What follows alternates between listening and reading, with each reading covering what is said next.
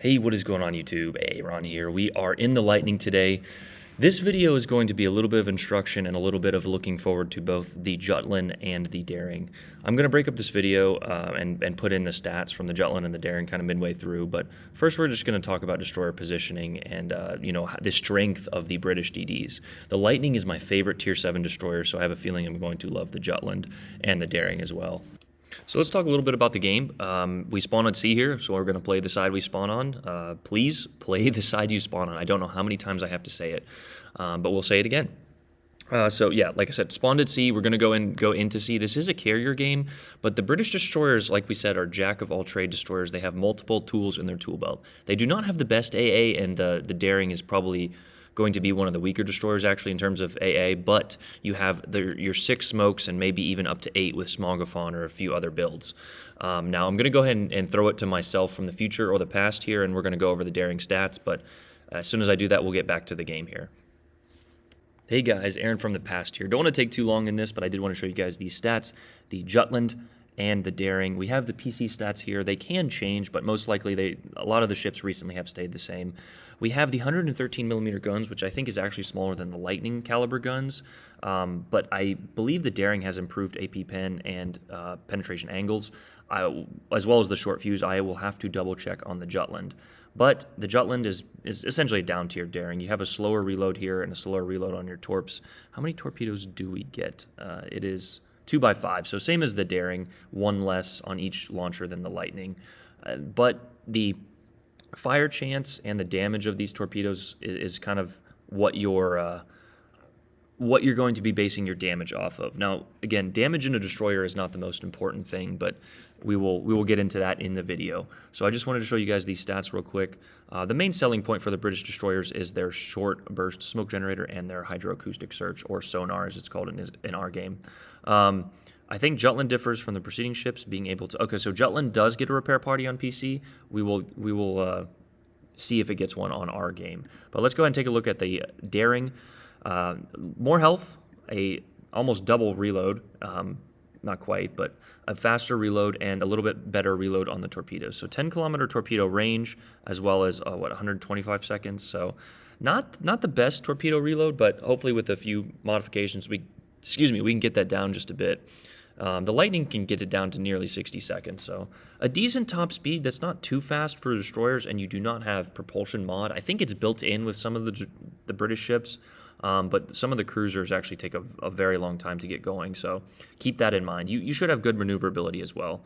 And again, we mentioned the short burst smoke generator and the hydroacoustic. Just be careful when you're in...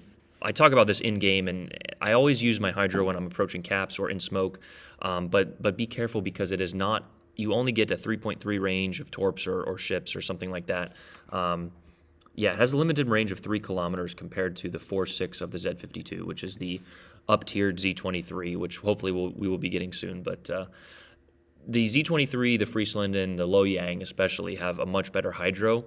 The Lightning's hydro is essentially just to make sure you don't take torps while you're in your smoke.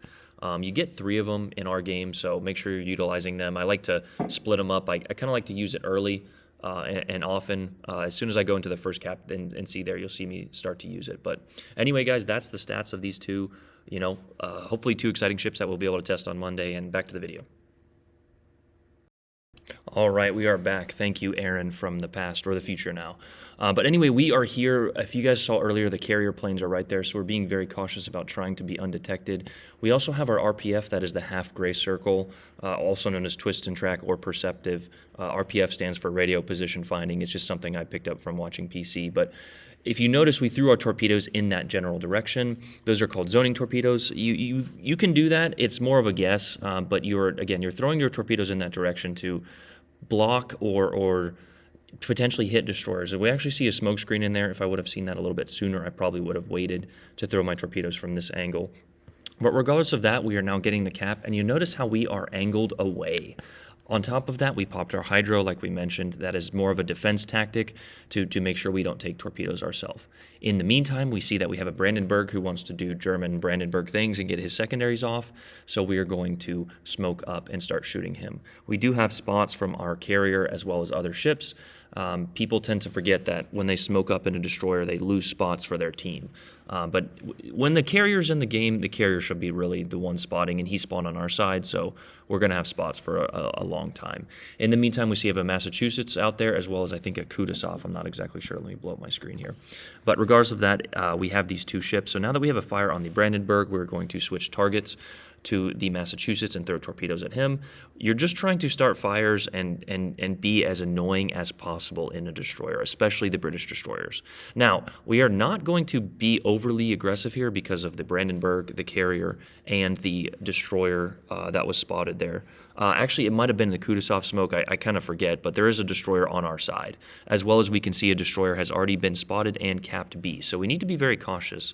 No, that is the Kudasov. The Kudasov went to the outside, so that was the destroyer there. I'm sorry, my mistake. But we got spotted by the carrier, and our team was playing fairly passive, and you can't really blame them too much. As you can see me get frustrated that I got set on a permanent fire here as somebody took our rudder. That is always the risk you run as a destroyer of when using your damage con. You want to make sure that you're fully dark or not being shot at, because those 30-second fires or engine out when your damage con is down is always a rough time. But we have this Kudasov pushing, so you can see that the enemy team is being aggressive while our team is being passive.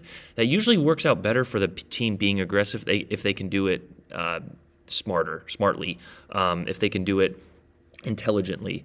So our team, I was kind of in the live stream, and I was like, come on guys, let's go. You can see that our team's position is actually not great. We don't have A. We lost B already. We do have C, but it is being captured. But our team did a great job at target prioritization. They saw that the cruiser was pushing me, and they went ahead and smacked him. If you'll notice, though, our RPF switched off to our left here as I'm telling our team to move up, and we actually discovered that RPF was the Fletcher. A good way to tell if a destroyer is closer is if that Kudasov was closer than the Brandenburg and the Massachusetts, but our RPF switched to the middle section there. So we know that a ship is within 7 kilometers because that was the distance of that Kudasov. So that is a good way to tell if a destroyer is in front of another battleship. Some people might be thinking, oh, well, that was just a battleship spotting me, or a battleship picked up by my RPF. No, that was the Fletcher. You'll see a switch to AP here, and honestly, the HE is good in the Lightning, but you want to make sure that, especially against like Kabas and different gearings and things like that, you're utilizing AP, especially with the smaller caliber guns on destroyers. The AP in these ships absolutely shreds, as does with most British ships, but the HE is also acceptable for a destroyer, a lighter armored target such as a destroyer. Just make sure, because there is some armor plates on the Kaba and the gearing that shatters some destroyer HE. So I'll see players shooting a HE at my Kaba broadside and doing no damage. So you might get a fire or incapacitate a module, but you're not going to be doing damage to my overall health, which will be a strength of the Lightning and the Daring especially, as well as the Jutland. Those small caliber guns can absolutely shred broadsides with AP. But in the meantime, we are snaking back here. We're not abandoning our side, but we do know that there is another destroyer here. You can see that it switched even more so to the middle, and it looks like the carrier is going to spot, and there it is. So we have that RPF indicator. You want to be paying attention to that a lot. And this player actually does a smart thing by stopping, but they kind of stop here and hold here, and that is a mistake. We do decide to get aggressive in this situation, but in the meantime, we go ahead and pop our smoke. I don't want to take any additional damage because of our team's position. Our team's position was very passive in the back of the map here, and if the enemy was a little bit more thought about their approach a little bit more, they could have done a lot of damage to our team and won this game. But because of how we played this, I think we ended up winning. And I don't know if I mentioned this at the beginning of the video, but this was not a high damage game. But this shows the utility and versatility of the British destroyers and how you need to play smarter and not chase damage. So we go out of the carrier's range here, and we kind of fake like we're going away, and we go back in while keeping an eye on RPF and also torpedoes. Now our carrier could have spotted any torpedoes on the way, but we have our hydro back up here, and in the meantime we went ahead and threw torpedoes at the enemy smoke with no hits. But I said but twice there. As we just mentioned, our hydro is back up, and we're going to push this Kirasame. I wasn't exactly sure of the strengths of the Kirasame. I think it's a mixed hybrid gunboat / torp boat, but you don't want to be caught by these things, torpedoes, so we go ahead and stop here. And I actually think this guy was running RGA mod because I was detected within 3 kilometers and I shouldn't have been. So the range of guaranteed acquisition modification guarantees a ship is spotted within 3 kilometers, but with focus fire from our team and a good 15 penetrations from us, we obliterated him, and that is an enemy destroyer off the board. If you notice, our team on A there actually did their job as well and sank 1 or 2 ships, and this game has now been decided because the enemy was not too smart in their push. Now, credit to our team for the battleships for shooting their guns at appropriate targets. I have a video coming up in the Friesland where it was quite possibly the worst team I've ever been on. So I might post that this weekend, as well as maybe looking at the new Kirosami or whatever the new British battleship is. But we've done an excellent job of avoiding damage while dishing out damage while getting the caps. Now, something that a lot of people don't think of is spotting, but like I said, in a carrier game, the carrier should be spotting a lot of the surface ships. But if there's not a carrier game, as I stutter over the words there, make sure you are spotting for your team. Now, here's something I want to highlight because I just kind of cheesed myself in stream here. You can see the Massachusetts starting to turn, and you'll notice I did not put those torpedoes on the tracker. Now, I always end up missing torps because players do things that are not like expected, but I expected this guy to turn in, and that's exactly what he did. So we set a nice wall here. The British do have the utilization of the single fire torpedoes, but I rarely ever use those unless it's just a very, very clueless player. But we got the widespread here, and we ended up with the second kill on the Massachusetts. This game is going to be over soon, and I'm not going to talk too much longer. I've been blabbering on enough as it is.